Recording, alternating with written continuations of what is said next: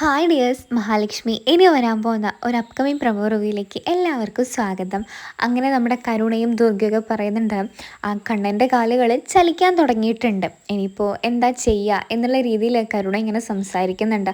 അമ്മ കണ്ടില്ലേ, അയാളുടെ രണ്ട് കാലും ഇപ്പോൾ ചലിക്കാൻ തുടങ്ങിയത്, എന്തോ ഒരു ഇതുപോലെ എനിക്ക് തോന്നുന്നുണ്ട്. എന്തായാലും അയാൾ എഴുന്നേറ്റ് നടക്കുന്നുള്ള കാര്യം ഇപ്പോൾ എനിക്ക് വിശ്വാസമുണ്ട്. നമ്മളൊക്കെ ഇങ്ങനെ ചുമ്മാ നിന്നിട്ടെന്താ, ഇനിയിപ്പോൾ എഴുന്നേറ്റ് നടന്നാൽ തന്നെ അവൾക്കും അവനും ഒരു കുഞ്ഞുണ്ടായ എല്ലാ സ്വത്തുക്കളും അത് ആ കുഞ്ഞിൻ്റെ പേരിലായിരിക്കില്ലേ എന്നൊക്കെ കരുണ ഇങ്ങനെ പറയുന്നുണ്ട്. ഉണ്ണിയേട്ടനാണെങ്കിൽ ഇപ്പോൾ ജോലിയുമില്ല, ഒരു കൂലിയുമില്ല.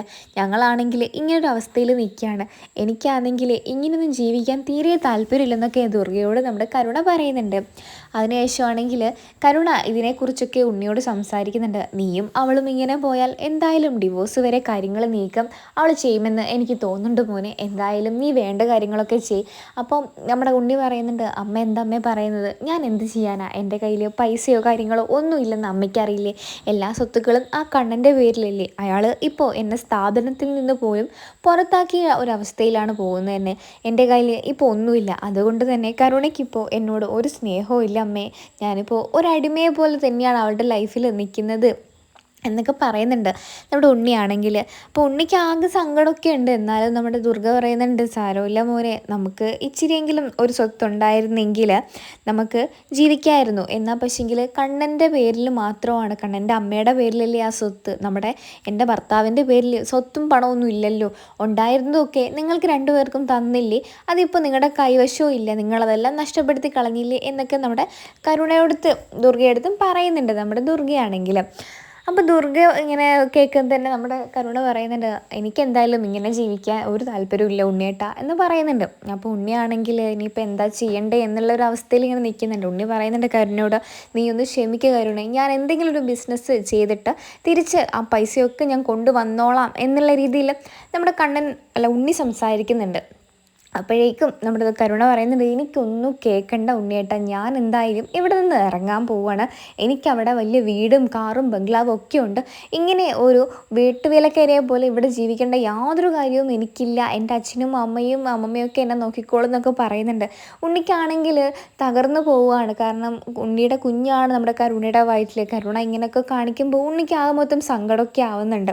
അങ്ങനെ ഉണ്ണിയാണെങ്കിലും വല്ലാത്ത വിഷമത്തിലാണ്. ദുർഗയാണെങ്കിൽ ഉണ്ണി രാത്രി വരാത്തത് എന്തുകൊണ്ടാണെന്ന് ആലോചിച്ച് ഭയങ്കരമായിട്ട് സങ്കടപ്പെടുന്നുണ്ട്. ഉണ്ണി വിളിച്ചിട്ടൊന്നും കോളൊന്നും അറ്റൻഡ് ചെയ്യുന്നേ ഇല്ല. ഉണ്ണിയെ എത്ര വിളിച്ചിട്ടും കിട്ടാത്തതുകൊണ്ട് തന്നെ കരുണയെ വിളിക്കുന്നുണ്ട്. കരുണ പറയുന്നുണ്ട്, അമ്മ എന്നോടൊന്നും ചോദിക്കേണ്ട, എന്നെ വിളിക്കാൻ വേണ്ട, ഉണ്ണിയുടെ കാര്യവും പറഞ്ഞ് എന്ന് പറയുന്നുണ്ട് അപ്പോൾ ദുർഗയാണെങ്കിൽ ഭയങ്കര സങ്കടത്തിൽ ഇങ്ങനെ നിൽക്കുകയാണ്. അതിനുശേഷമാണെങ്കിൽ പിറ്റേന്ന് രാവിലെ കരുണയ്ക്കും ദുർഗയ്ക്കും ഒരു കോള് വരുന്നുണ്ട്. ഉണ്ണി ആക്സിഡൻ്റ് ആയി ഹോസ്പിറ്റലാണ് എന്നുള്ള വിവരം ദുർഗ അറിയുന്നുണ്ട്. അങ്ങനെ ഹോസ്പിറ്റലിലെത്തിയ നമ്മുടെ ദുർഗയും കരുണയും മനസ്സിലാക്കുന്നുണ്ട്, ഇനി ഉണ്ണി വീൽ ചെയറിലായിരിക്കും ജീവിതകാലം മുഴുവനും കണ്ണനെ പോലെ എന്ന് മനസ്സിലാക്കുന്ന കരുണയാണെങ്കിലും പറയുന്നുണ്ട്, അയാൾക്ക് ജോലിയോ ഒന്നും തന്നെയില്ല, സ്വന്തമായിട്ട് ഒരു പൈസ പോലും അയാളുടെ കയ്യിൽ എടുക്കാനില്ല. ഇപ്പോൾ ഇതാ അയാൾ വീൽ ചെയറിലായിരിക്കുന്നു, എനിക്കിങ്ങനെ ഒരാളുടെ കൂടെ ജീവിക്കാൻ യാതൊരു താല്പര്യവും ഇല്ലെന്ന് ദുർഗയോട് പറയുന്നുണ്ട് നമ്മുടെ കരുണയാണെങ്കിൽ. കരുണയ്ക്ക് യാതൊരു മനസാക്ഷിയും ഇല്ലെന്നുള്ള കാര്യം നമ്മുടെ ദുർഗ മനസ്സിലാക്കുന്നുണ്ട്. എനിക്കെന്തായാലും ഇയാളെ വേണ്ട, അയാളുടെ കുഞ്ഞിനെയും വേണ്ട എന്നൊക്കെ പറഞ്ഞിട്ട് ആ ഒരു ഹോസ്പിറ്റലിൽ നിന്ന് നമ്മുടെ കരുണ ഇറങ്ങിപ്പോവുകയാണ് ചെയ്യുന്നത് തന്നെ. അങ്ങനെയാണ് ഈ ഒരു പ്രൊമോ റിവ്യൂ അവസാനിക്കുന്നത്. കരുണയുടെ സ്വഭാവം ഏകദേശമല്ല മുഴുവനായിട്ട് തന്നെ ദുർഗയ്ക്ക് മനസ്സിലായിട്ടുണ്ട് എന്ന് തന്നെയാണ് നമുക്കിതിൽ മനസ്സിലാക്കാൻ കഴിയുന്നത് തന്നെ. ഉണ്ണി ഇനി വീൽ ചെയറിലാണ് മുത്തശ്ശി അച്ഛ എന്ന് പറഞ്ഞുകൊണ്ട് നമ്മുടെ കരുണ ഇങ്ങനെ വരികയാണ് ചെയ്യുന്നത്. അപ്പം നമ്മുടെ മുത്തശ്ശി പറയുന്നുണ്ട്, എന്താ മോളി പറയുന്നത്, വീൽ ചെയറിലോ, ഈ അവസ്ഥ കണ്ണനും ഉണ്ടാവേണ്ടതല്ലേ, ഇനിയിപ്പോൾ അവൻ തന്നെയാണോ വീൽ ചെയറിൽ ഇരിക്കാൻ പോകുന്നത്, എന്തായാലും മോൾക്ക് അവന് ഇനി വേണ്ടെന്നൊക്കെ മുത്തശ്ശി പറയുന്നുണ്ട്. അച്ഛനും പറയുന്നുണ്ട്, അത് ശരിയാ മോളെ, മോൾക്ക് ഇനി എന്തായാലും അവനെ വേണ്ട, അവൻ്റെ കുഞ്ഞിനെയും വേണ്ട എന്നൊക്കെ പറയുന്നുണ്ട്.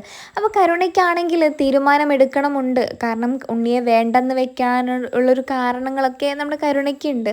വീൽ ചെയറിൽ ഭർത്താവ്, പിന്നെ പൈസ ഇല്ലല്ലോ നമ്മുടെ ഉണ്ണിയുടെ കയ്യിൽ. അതുകൊണ്ട് തന്നെ ഉണ്ണിയെ ഉപേക്ഷിക്കാൻ കരുണ എന്തായാലും തീരുമാനം എടുക്കുന്നുണ്ട്.